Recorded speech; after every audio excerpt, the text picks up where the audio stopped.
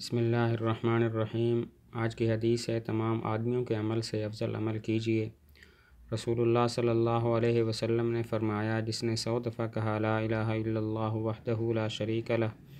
لہ الملک و لہ الحمد وہو علی کل شیء قدیر،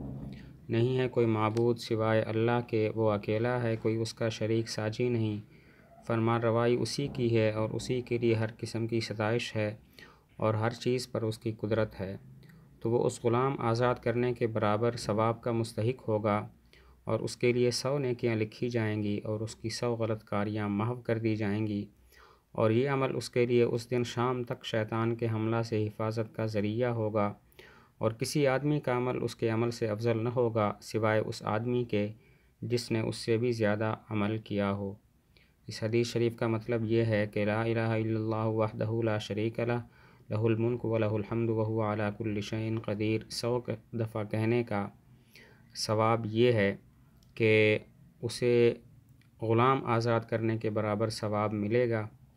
اور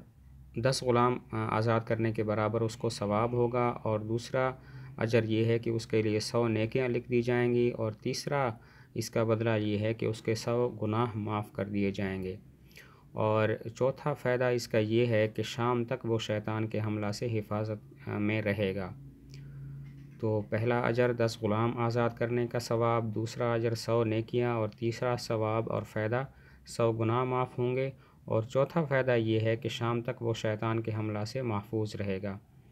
اور پانچویں بات یہ ارشاد فرمائی ہے کہ اس دن وہ سب سے زیادہ نیک عمل کرنے والا شخص ہوگا، کسی کا بھی عمل اس سے زیادہ افضل نہ ہوگا، ہاں اس شخص کا عمل اس سے زیادہ ہوگا ثواب کے لحاظ سے جس نے اس سے بھی زیادہ اعمال کیے ہوں۔ تو یہ حدیث صحیح بخاری کے اندر ہے، باب صفت ابلیس و جنودہ کے باب کے اندر ہے۔ اللہ تعالی ہمیں عمل کرنے کی توفیق عطا فرمائے۔